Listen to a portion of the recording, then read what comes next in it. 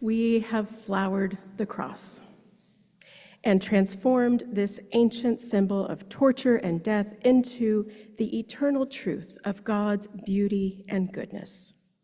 We have pinned our flowers, and we declare that our hope is in God's infinite grace and mercy. We have flowered the cross, and we are participants in God's eternal reality.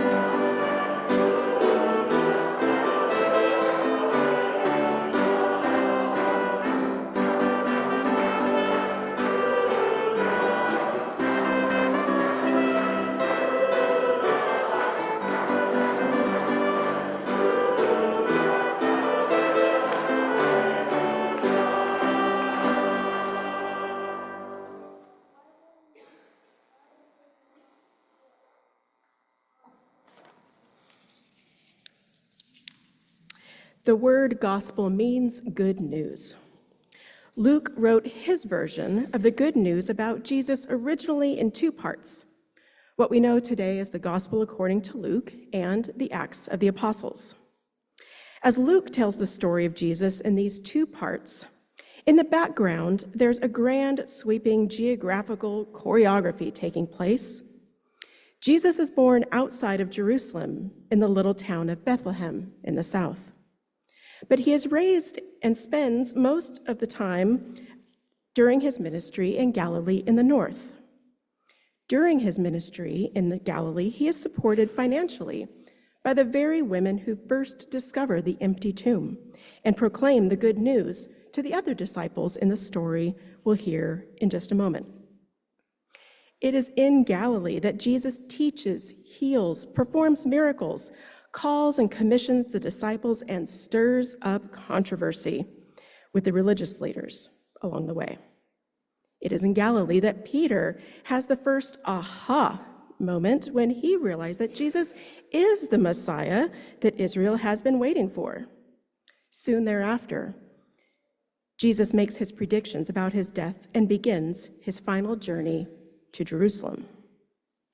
And just to finish the geographical choreography, the second part of Luke's story in Acts begins with the disciples, now called apostles, still in Jerusalem, and follows them as they fan out into the world beyond Israel, sharing the good news about Jesus. Jesus arrives in Jerusalem on the day that has come to be known in the church as Palm Sunday, the beginning of Holy Week and the last week of Jesus' life. He arrives with a parade of people and heads straight to the temple, where he makes quite a scene by drawing out the corrupt people selling things there. Reconstructing the timeline, it seems that he spends a few days teaching in the temple as the conflict between him and the religious leaders seriously ramps up. Thursday of that week is the festival of unleavened bread, known as Passover, where Jesus shared a meal with his disciples that we have come to call the Last Supper. That very night, he was betrayed and arrested. He's taken first to the Sanhedrin, the Jewish Council of Elders. The Sanhedrin, who doesn't have the power to put people to death, then takes him to Pilate, the Roman governor of Judea. Pilate finds no fault with him, but when he learns Jesus is from Galilee, he decides to wash his hands of the situation by handing Jesus over to Herod, the ruler of the jurisdiction of Galilee, who happened to be in Jerusalem. Amazingly, Herod also finds no fault with Jesus.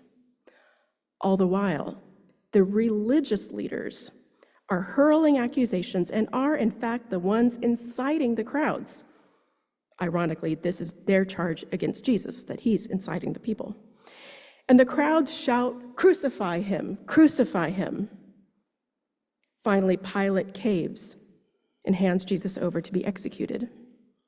And he is executed on the cross on Good Friday.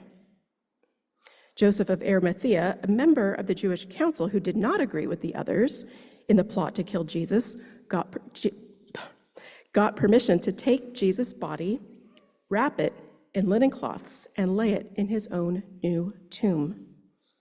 The women who follow him from Galilee saw this, but it was nightfall on Friday, and according to Jewish custom, the Sabbath begins at dusk on Friday night.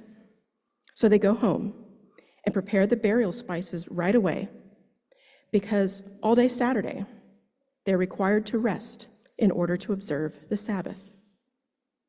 This, then, is where we begin with this morning's reading from the Gospel according to Luke, chapter 24.